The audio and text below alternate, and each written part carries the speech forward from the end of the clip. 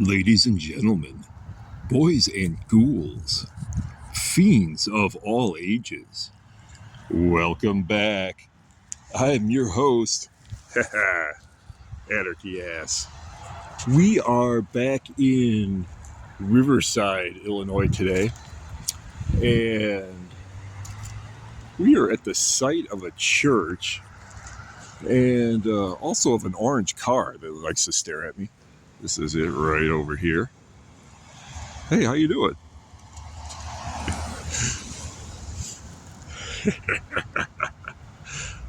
Welcome back to my unedited YouTube show in which I don't cut out any of that or reshoot it.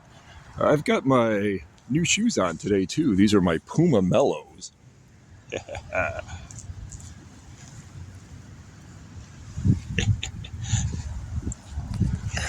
And I am out at the site of a purportedly haunted church. I say purportedly because a longtime local brought this to my attention, and me being me, I decided to fact check some of this supposed paranormal activity that occurred at this church. I'm talking about the Presbyterian Church of Riverside, which we are going to take a closer look at in a moment. But all I could really find out about this was that a large number of deaths occurred right around the time of the 1918 plague, shortly after the plague had started. And I want to say that these deaths were the result of that, although I really cannot confirm that. But these congregation members seem to have perished in a group, and it was not an accident or murders or anything like that. However, fun side note, this church also was connected to the Starved Rock murders many years later, when the victims all came from this church. In fact, they knew each other from this church. I do have a separate video on the Starved Rock murders and another video in addition to that on Starved Rock itself on my channel. Please check that out. But we are not going to dwell on that today. Instead, we are going to look at these earlier deaths from approximately 1918 and do some photo comparisons of these deceased individuals who may or may not be haunting the premises according to local lore. But I am joined today by my good friend and sometimes co-host, Happy the Llama. Hi, Happy. Hi, Anarchy. Happy's a little fluffier than usual today because he has had a bath. I'm really clean. Happy is always happy no matter what. I'm always happy, no matter what. Okay. But without further ado, let's right over Happy's shoulder here, off in the distance, is this really cool looking church. We're going to walk around to it. It's of note that this church had been, I don't want to say rebuilt, but added upon over the years, and we're going to take a look at the addition. And it's also of note for a really bizarre piece of ancient Roman history, and we'll take a look at that as well. But getting back to this earlier subject matter, I have tried exhaustively to delve into the First World War time period of Riverside's past because there's so scant little about it out there. And one of the things that made me want to look into this was that it dated from that time period. 1918 being the final year of World War I. And the church in question is this.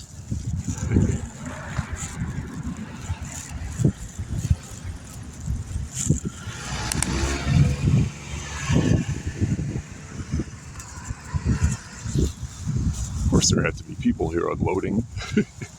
This is the Riverside Presbyterian Church, as it looks today.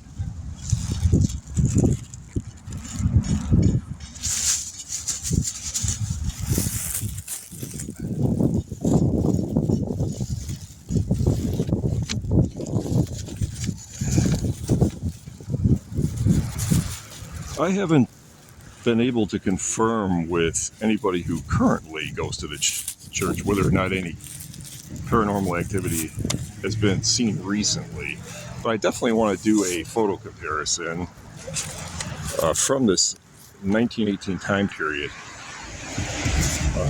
And this takes place with a very old truck right in the front of this church. And it is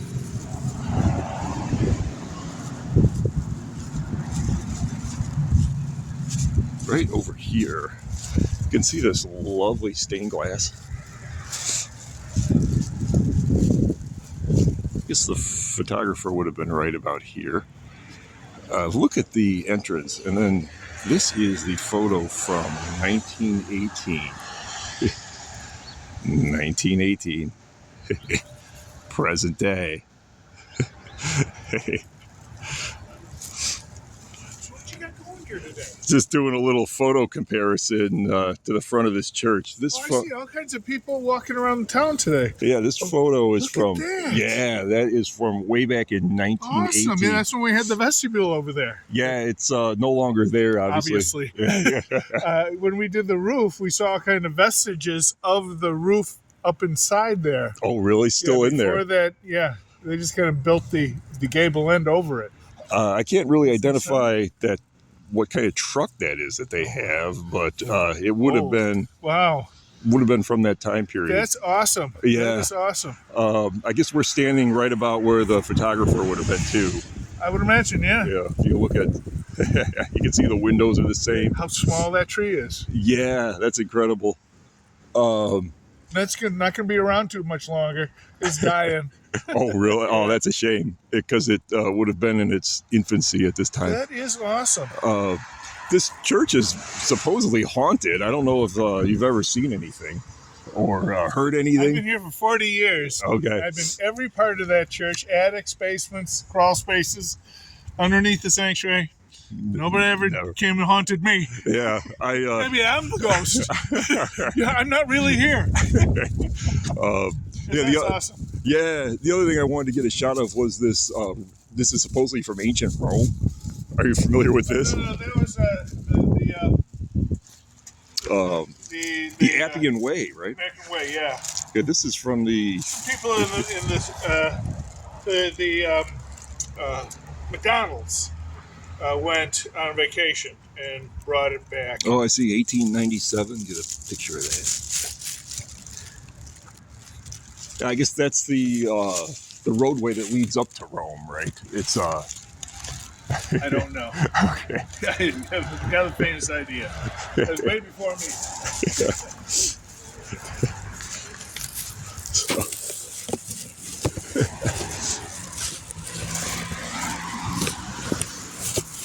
Oh my gosh. That unfortunately is the only brick from the Appian Way. But we're going to take a little walk this way now.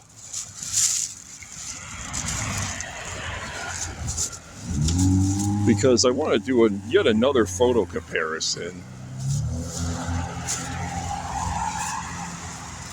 on this side of the street. And you can see the Des Plaines River off in the background.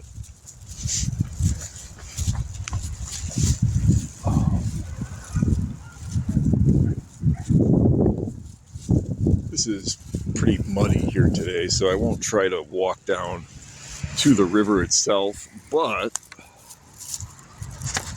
against the banks of the river were a number of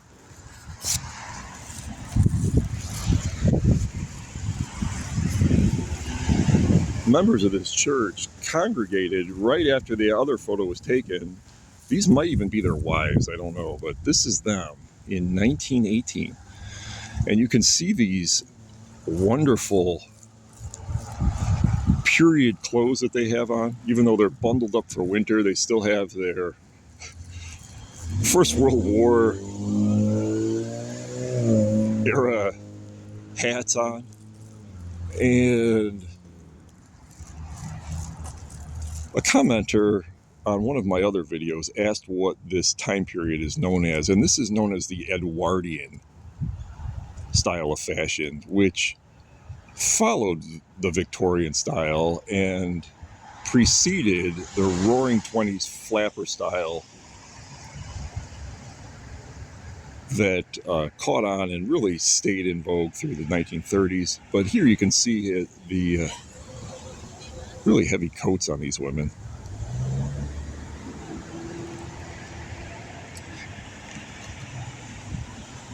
That was way down here by the river, which because of this mud I can't really get close to.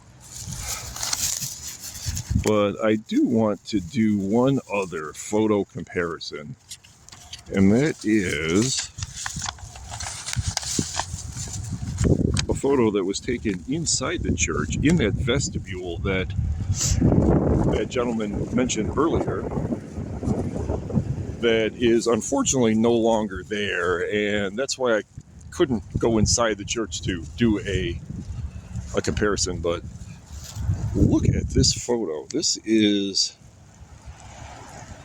a group of people, all of whom passed away shortly after this picture was taken, supposedly. And while it's just conjecture on my part, I really have to suspect that it was the 1918 plague that just wiped them out. And this is really the only episode of large-scale death.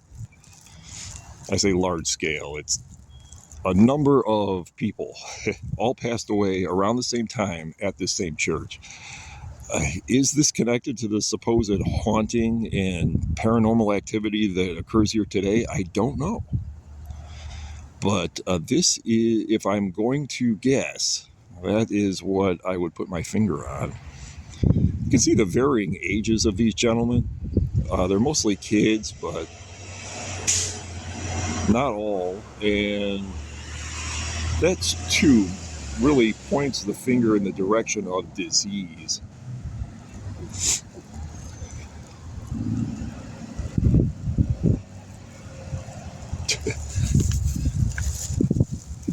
$1918, and I can't do a present day because it's no longer there. That vestibule was right off to the side of the stained glass windows that we saw earlier. You can see the steep drop here too, right by the river, and it's really no joke.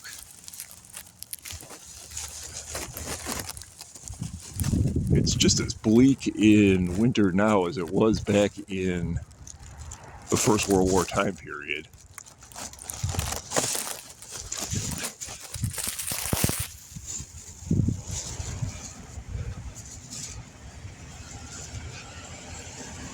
These posts with these chains have been put up by the town to stop cars from careening over the edge. For those of you that like to go to the locations, this is Berry Point Road.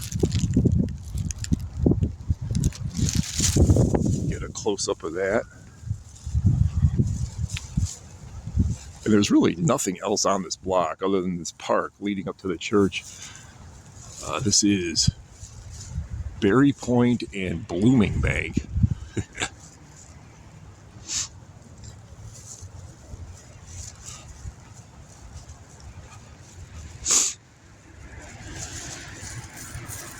I'd like to thank you all for joining me today and delving into this distant moment in Riverside's past. I'd like to give a couple shout outs. Also, a big shout out to viewers Mike and Jim for gifting me a rocket for Christmas. If you're gonna blast off, I advise doing so with a rocket. Also, extra big shout out to Jim Watson for being the first viewer of a number of my videos. That's always much appreciated.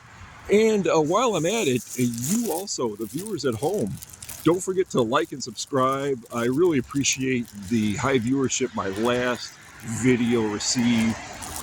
So if you subscribe, you'll get notifications when all these videos drop. Only takes a moment. Thank you very much. Until next time, I'm Anarchy Ass. On behalf of Happy the Llama and a number of other fun friends, bye-bye now.